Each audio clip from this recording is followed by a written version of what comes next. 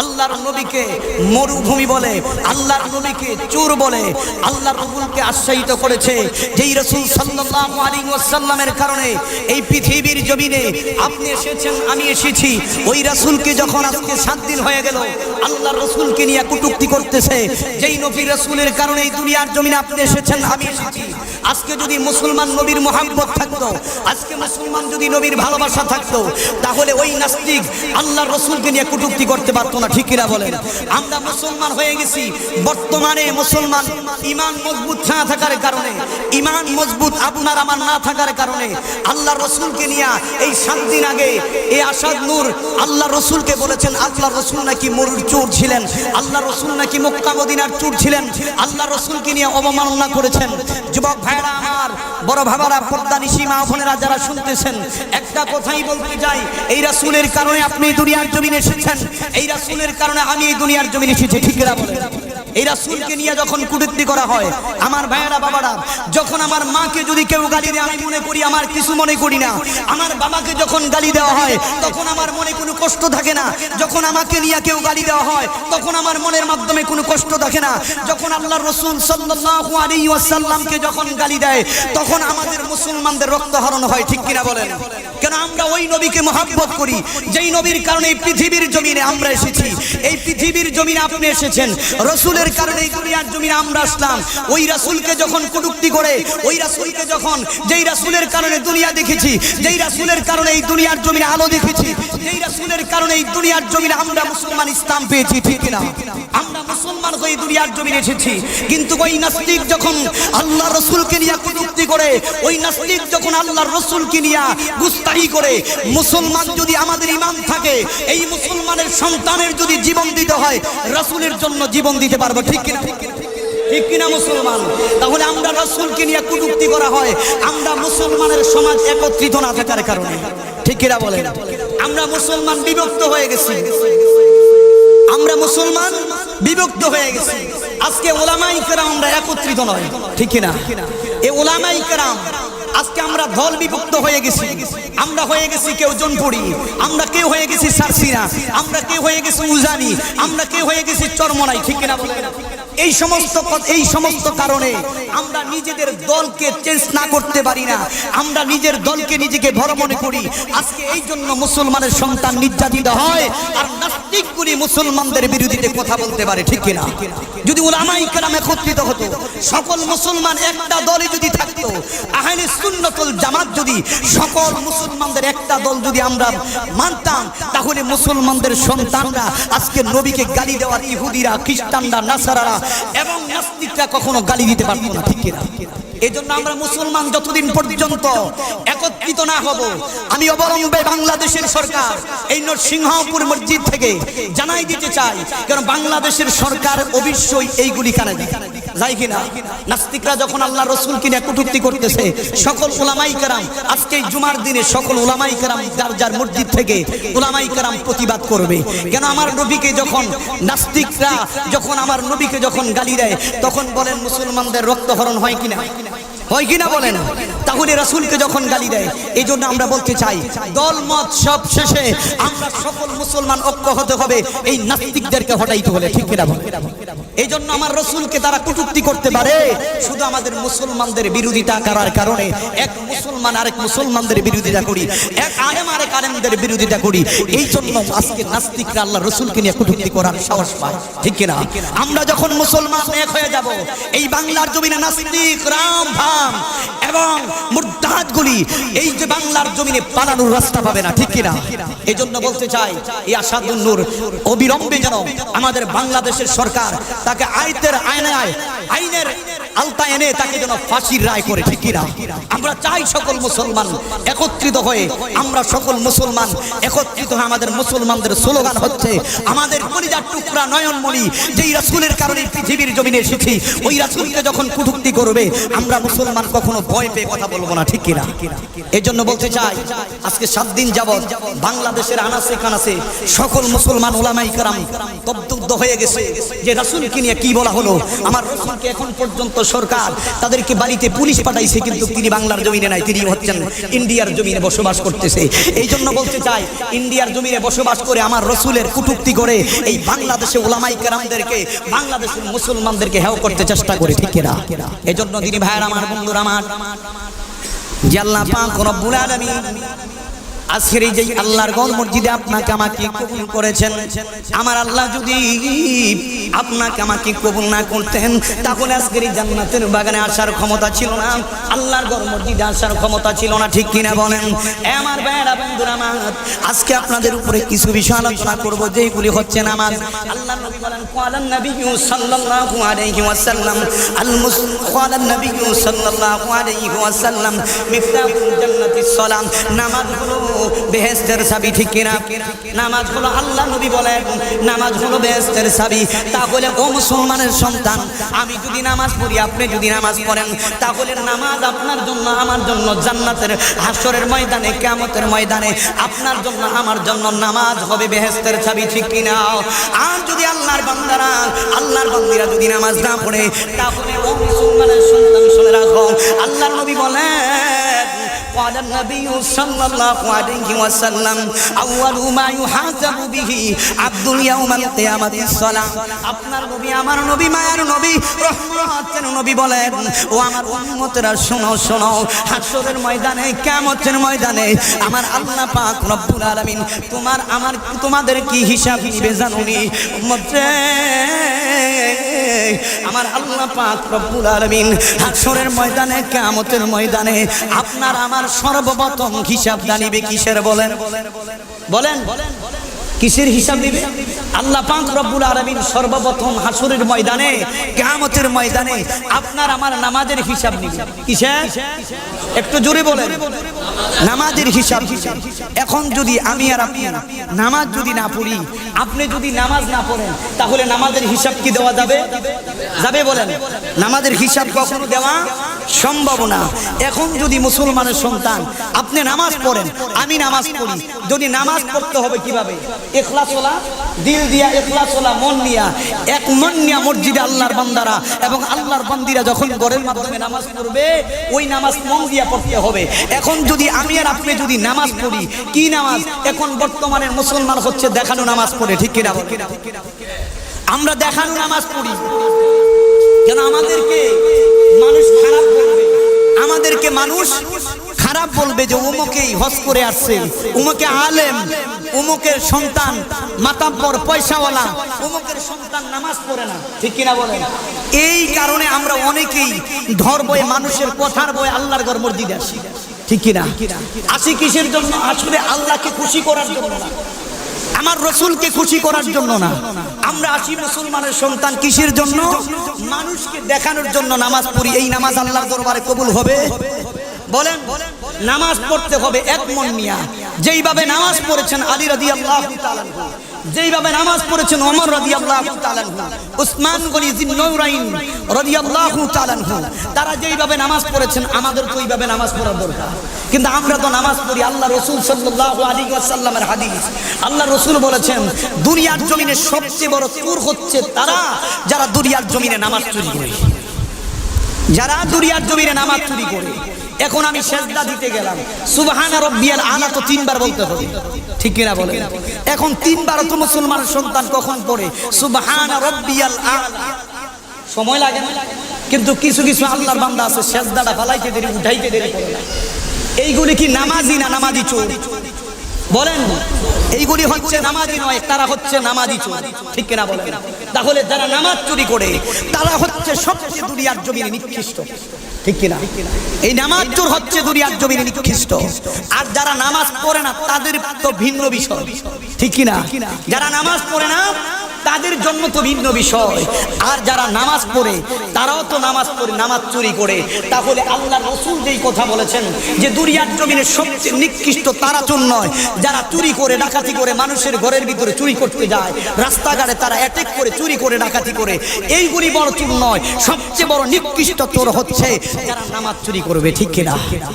তাহলে আমরা নামাজ চুরি করিনিও, ঠিক মতো তো মাশাআল্লাহ দিলে বান দিও না, হুজুরদেরকে জিজ্ঞাসা করি না, মসজিদের ইমাম সাহেব খতিব সাহেবদেরকে জিজ্ঞাসা করি না যে নামাজ আমাদের হয় কিনা, নামাজ কিভাবে পড়তে হবে, এইগুলি আমাদের মুসলমানদের জিজ্ঞাসা করে না। কেন? শরম পাবে, লজ্জা পাবে। কেন? নামাজ যে তোমার হচ্ছে না, নামাজ যে আপনার হচ্ছে না, এইগুলি তো আমাদের যাচাই করার দরকার, ঠিক কিনা বলেন? কিন্তু এই যে আপনাদের এলাকার ভিতরে এসছি পায় 1.5 মাস হয়ে যাইতেছে, ওই একজন ব্যক্তি তো নামাজের বিষয় জিজ্ঞাসা করে, কিন্তু ওমকে কিভাবে কি করে এটি জিজ্ঞাসা করে, ওমকে কি করতেছে এইগুলি আমার কাছে বলে। কিন্তু নামাজের জন্য কোনো ভাইকে দেখলাম না, নামাজের জন্য কোনো পর্দানিশী মা বোনদেরকে আগ্রহী দেখলাম না যে হুজুর নামাজ তো এইভাবে পড়ি, আসলে কি নামাজ আমাদের কবুল হয় কিনা। হুজুর আপনি তো জুমার দিনে বয়ান করেন, কমসে কম জুমার দিনে একটু নামাজের কথা বলেন, একটা বান্দা তো বলেন।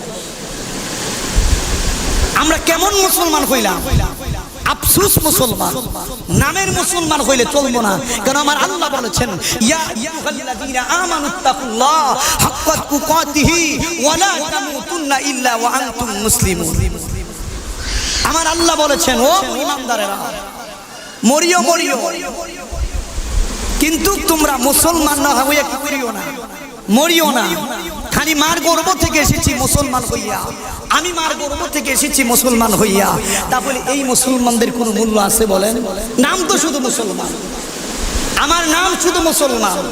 আমার মা জন্মের পরে আমাকে মুসলমান, আমি মার ঘরে জন্ম নিয়েছি, বাবা মাকে জন্ম দিয়েছে মার পেটে, ঠিক কিনা বলেন? বাবার কারণে কইলাম আমরা পেটে জন্ম নিয়েছি। বাবা যদি জন্ম না দিত, একমাত্র একজনেই আল্লাহ পাক রব্বুল আলামিন দেখায় গেছেন, তিনি হচ্ছেন ঈসা রূহুল্লাহর মা মরিয়ম আলাইহিস সালাতু ওয়াস সালাম। ওনার কি ছিল না? শুধু ওনারই স্বামী ছিল না, স্বামী ছাড়া আল্লাহ এই দুনিয়ার জমিনে তাকে সন্তান দিয়েছেন। কিসের কারণে? দুনিয়ার মানুষকে জানাইয়া দিয়েছেন আমি আল্লাহ যা চাই তাই করতে পারি, আমার আল্লাহর মাধ্যমে কি নাই, কোনো বেজা নাই। আমি আল্লাহ স্বামী যারা সন্তান দিতে পারি, আমার আল্লাহ এই দুনিয়ার জমিনে দেখাই দিয়ে গেছেন। ও মুসলমানের সন্তানগুলি, আল্লাহ তো ইচ্ছে করলে সবকিছু পারে। আল্লাহ ইচ্ছে করলে আমরা যে নামাজ পড়ি না, একদিনই তো আমাদেরকে ধ্বংস করে দিতে পারে, পারে কি পারে? কিন্তু আমরা তো নামাজ পড়ি না। আফসোস, জুমার দিন আসেন নামাজ পড়ার জন্য, জুমা শেষ নামাজও শেষ, ঠিক কিনা বলেন? আমরা যে নামাজ পড়ার জন্য আসছি, আপনি যে নামাজ পড়ার জন্য আসছেন, তাহলে নামাজ আমাদের পড়ার দরকার আছে না নাই? খালি জুমার দিন পড়বেন এরপরে শেষ। আপনারা জানেন যে আল্লাহর রাসূল, আমরা আখিরি জমানার নবীর উম্মতের কত মূল্য, আমরা যে কত দামি, এই নামাজের সেজদার যে কত দাম, আমরা মানুষ যদি জানতাম তাহলে সেজদা থেকে কখনো মাথা উঠাইতাম না। ভাইয়ের আমার, বন্ধুর আমার, বাবার আমার, এই নামাজের সেজদার কত দাম, এই নামাজের সেজদার কত মূল্য আমার আল্লাহ পাক রব্বুল আলামিন জানায় দিলেন। ও মুসলমানের সন্তান, জিবরাইল আলাইহিস সালাতু ওয়াস সালাম আমার আল্লাহ পাক রব্বুল আলামিনের দরবারে ফরিয়াদ করে, হে রব্বুল কারীম, ও দয়াময় আল্লাহ রব্বুল কারীম, আপনি বলে দেন এই দুনিয়ার জমিনে আপনি কিসের মাধ্যমে খুশি হন? আমার আল্লাহ ডাক ডাক কয়ে, জিবরাইল, আমি খুশি হই সবচেয়ে বেশি বান্দা যখন আমার আল্লাহর দরবারে সেজদা করে। রে জিবরাইল, বান্দি যখন আমার আল্লাহর দরবারে সেজদা করে, আমি সেজদার প্রতি, বান্দার সেজদার প্রতি, বান্দির সেজদার প্রতি খুশি হয়ে যায়। জোরে জোরে কন্যা সুবহানাল্লাহ। আমার ভাইয়েরা, বাবারা, বন্ধুরা আমার, একটু মনোযোগ দিয়ে শুনেন। জিবরাইল আলাইহিস সালাতু ওয়াস সালাম মনের মাধ্যমে এত আনন্দ, এত খুশি, কেন আমার মতন সেজদাকারী এই আল্লাহর জমিনে এত সেজদা দুনিয়ার জমিনে আর কেউ করে নাই। কেন? জিবরাইল একবার নয়, দুইবার নয়, 30,000 বার জিবরাইল আল্লাহর দরবারে সেজদা করেছে। কতবার? 30,000 বার। জিবরাইল আলাইহিস সালাতু ওয়াস সালাম এত আনন্দ, জিবরাইল ডাক দিয়ে বলতেছে, রব্বুল কারীম, আপনি মনে হয় আমার সেজদার প্রতি বেশি খুশি। ও ভাই বন্ধুরা আমার, ও বাবা আমার, আল্লাহর নবী জিবরাইল আলাইহিস সালাতু ওয়াস সালাম ওই ওই আল্লাহর দিকে তাকায় আছেন। আমার আল্লাহ রাব্বুল আলামিন ডাক দেয়া বলে, জিবরাইল, ও জিবরাইল, আমি বান্দার সেজদার প্রতি বেশি খুশি রে জিবরাইল। জিবরাইল ডাক দেয়া, আল্লাহ আপনি কি আমার সেজদার প্রতি খুশি হন নাই? আমার আল্লাহ ডাক দেয়া কয়, জিবরাইল রে, ও জিবরাইল তাকাও তাকাও। আল্লাহ কোন দিকে তাকাবো? তাকাও আর শাজিমের দিকে তাকাও। জিবরাইল যখন মাথা উত্তোলন করিয়া আর শাজিমের দিকে তাকাইলেন, জিবরাইল দেখতেছেন এমন একটা নাম দেখা যায়, যেই নামটা হইল লা ইলাহা ইল্লাল্লাহু মুহাম্মাদুর রাসূলুল্লাহ সাল্লাল্লাহু আলাইহি ওয়াসাল্লাম। জিবরাইল ডাক দেয়া, আল্লাহ এ রব্বুল কারীম, আমার সেজদার সঙ্গে এই নামের কি মিল আছে? আমার আল্লাহ ডাক দেয়া কই, জিবরাইল রে, ও জিবরাইল, এই নামের সঙ্গে তোমার সেজদার সঙ্গে এই নামের মিল আছে। আল্লাহ কি মিল আছে জানতে চাই। আমার আল্লাহ রাব্বুল আলামিন ডাক দেয়া কয়, জিবরাইল রে, ও জিবরাইল, আমি এই দুনিয়ার জমিনে একজন নবী পাঠাবো, আমি এই দুনিয়ার জমিনে একজন পয়গম্বর পাঠাইব জিবরাইল। জিবরাইল রে, ওই আমার আখিরি জমানার নবী, আখিরি জমানার পয়গম্বর এই দুনিয়ার জমিনে পাঠাইব। এই দুনিয়ার জমিনে আমি আখিরি জমানার নবী, আমি আল্লাহ আখিরি জমানার নবীর এই দুনিয়ার জমিনে উম্মত পাঠাইব। জিবরাইল রে, ওই আমার আখিরি জমানার নবীর উম্মতেরা যখন আমার আল্লাহ পাক রব্বুল আলামিনের দরবারে সেজদা করবে রে জিবরাইল, আমার আখিরি জমানার নবীর উম্মতেরা একটা সেজদা করবে রে জিবরাইল। ও জিবরাইল, একটা সেজদা আমার আল্লাহর কাছে এত প্রিয় রে জিবরাইল। ওই আমার বান্দাগুলি বান্দিগুলি আমার আখিরি জমানার নবীর উম্মতগুলি যখন সেজদায় যাবে রে, ওই সেজদায় দিয়া সুবহান রাব্বিয়াল আলা পড়বে, সুবহান রাব্বিয়াল আলা, সুবহান রাব্বিয়াল আলা 3 বার পড়বে, 5 বার পড়বে, 7 বার পড়বে রে জিবরাইল। ও জিবরাইল, আমার একটা ওই সেজদা আমার আল্লাহর কাছে একটা এত প্রিয় হয়ে যায়। জিবরাইল রে, ওই আমার আখিরি জমানার নবীর উম্মতের একটা সেজদা, ও জিবরাইল, আমি আল্লাহ তোর 30,000 সেজদার চেয়ে আমার ওই আখিরি জমানার নবীর উম্মতের আমলনামায় লিখে দেই। জোরে কোন সুবহানাল্লাহ। ভাইরা আমার বাবারা, জিবরাইল আলাইহিস সালাতু ওয়াস সালামের 30,000 বছরের সেজদা আর আমার আপনার আমার একটা সেজদা আল্লাহর কাছে এত প্রিয়। যুবক রে,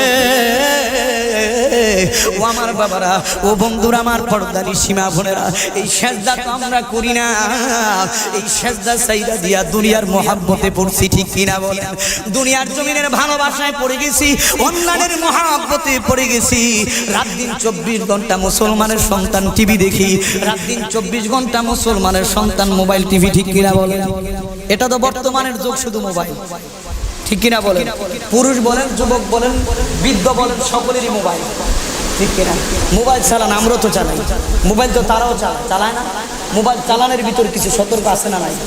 কিছু সতর্কবাণী আছে। এখন তো যুবক মোবাইল পাইলে নারী, ঠিক কিনা? যুবক পাইলে, আমরা বর্তমানে যুবক যারা আছে, আমরা মোবাইল পাইলে মাশাআল্লাহ কারে কেমনে কিভাবে পাঠানো যায় আমরা ওই চিন্তাই করি।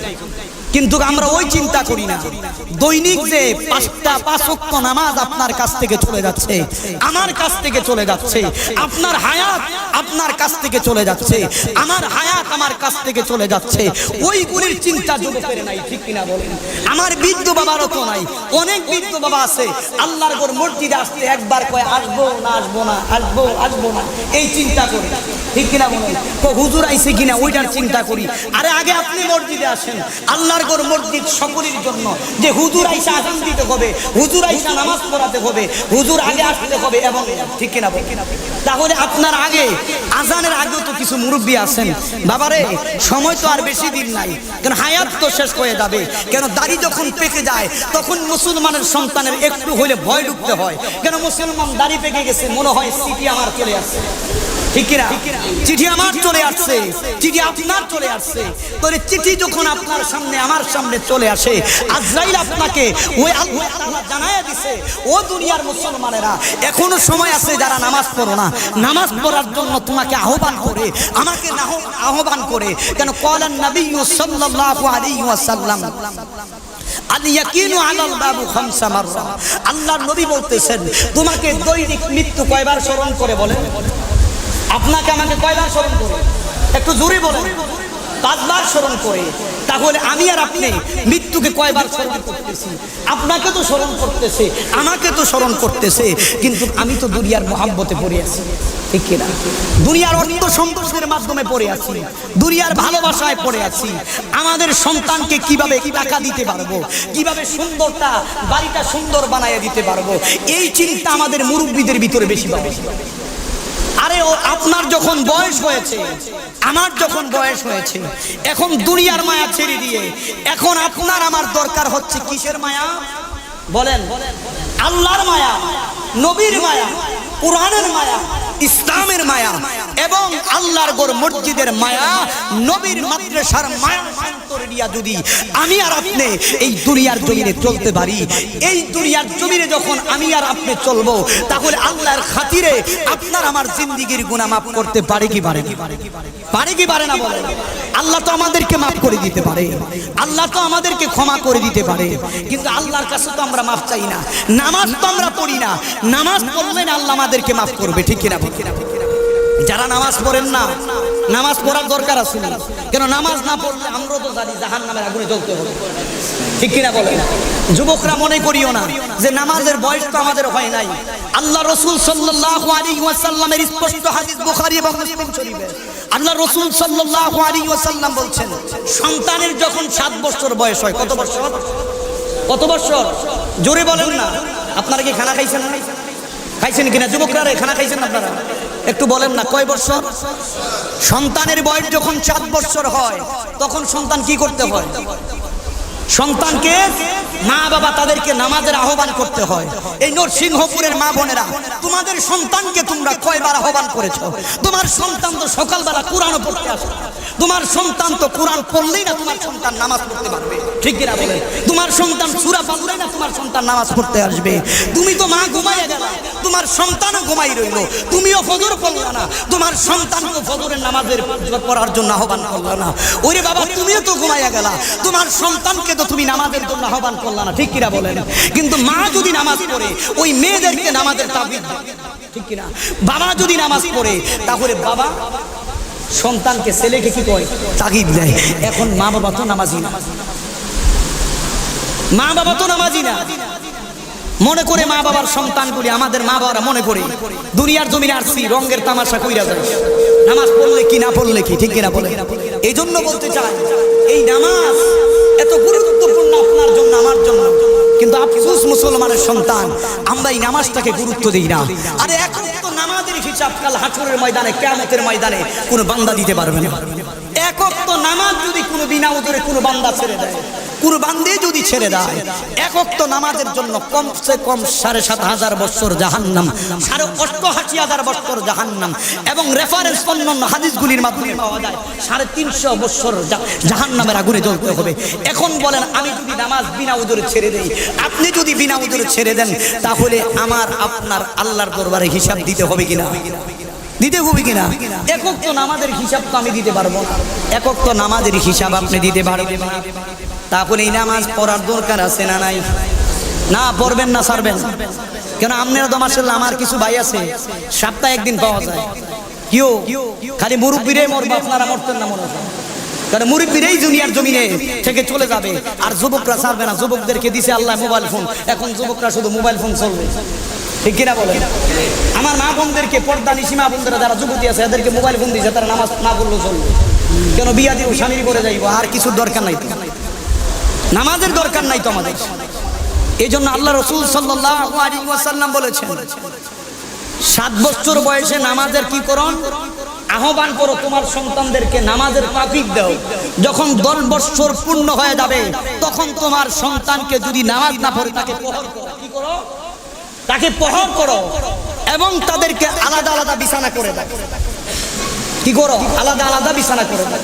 আজকে তো মা মোহাব্বত করে, সন্তানের বয়স হয়ে যায় 16-20, মা কি করে মোহাব্বত করে আছে, মায়ের সন্তানকে বুকে নিয়ে ঘুমায়, আর প্রেমেও মায়েও প্রেম করে এবং মেয়েও প্রেম করে।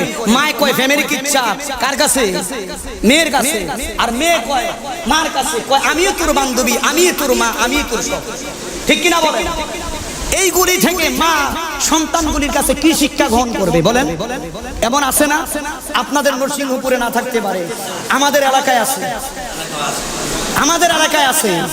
বাবা কয় নাও আমিও বন্ধু তুমিও বন্ধু, ঠিক কিনা? আমার মতন তোমার মতন ফিরি মাইন নাই। যদি রাস্তাঘাটে কোনো মেয়ে পছন্দ হয় আগে আমার বলবা, ঠিক কিনা বলেন? আগে আমাকে বলবা। কেন দরবা মেয়ে একটা দেখার মতন, যেন কোটিপতি হয়, সুন্দরী হয়, যা লাগবে আমি দিব। এমন বাবা আছে না কুলাঙ্গার? বলেন মুসলমান, সন্তানকে যদি এই শিক্ষা দেওয়া হয়, এই সন্তান কোনদিন নামাজি হবে বলেন? তাহলে আমার সন্তান আপনার সন্তানকে নামাজি বানাইতে হলে আগে বাবায় নামাজ পড়তে হবে, ঠিক কিনা? দরকার আছে না নাই? এই জন্য এলাকার অনেকেই মা বাবারা নামাজ পড়ে না। সন্তান নামাজ পড়বে কোথায় থেকে? কারণ একজন যখন আপনার এলাকায় যখন একজন ইমাম থাকবে, তখন ইমাম বলতে পারবে কোন বাড়িতে নামাজ পড়ে না পড়ে, ঠিক কিনা বলেন? একজন ইমাম বলতে পারবে। তাহলে নামাজ পড়ার দরকার আছে না? এজন্য ভাই নামাজের সময় আলোচনা করলে অনেক সময় লাগবে, টাইম তো গেছে, টাইম চলে গেছে। এজন্য আল্লাহ পাক রব্বুল আলামিন আমার সকল ভাইদেরকে, বাবাদেরকে যারা আসছেন, মসজিদের কমিটি বিন্দু এবং এই এলাকার নরসিংহপুরের এই বাইতুল আম কেন্দ্রীয় জামে মসজিদের যারা আশেপাশে আছেন, আপনাদেরকে বলবো নামাজ পড়েন। নামাজ না পড়লে আর কার হাসরের ময়দানে, কিয়ামতের ময়দানে আল্লাহ সর্বপ্রথম বান্দা এবং বান্দির নামাজের হিসাব দিতে নিবে। যদি বান্দা বান্দি সঠিকভাবে নামাজের হিসাবটা দিতে পারে, তাহলে কাল হাসরের ময়দানে, কিয়ামতের ময়দানে ওই বান্দা ওইগুলির হিসাব আমার আল্লাহ নাও নিতে পারে, যদি আপনি নামাজের সঠিকভাবে হিসাব দিতে পারেন। আল্লাহ পাক রব্বুল আলামিন আমাদের সকলকে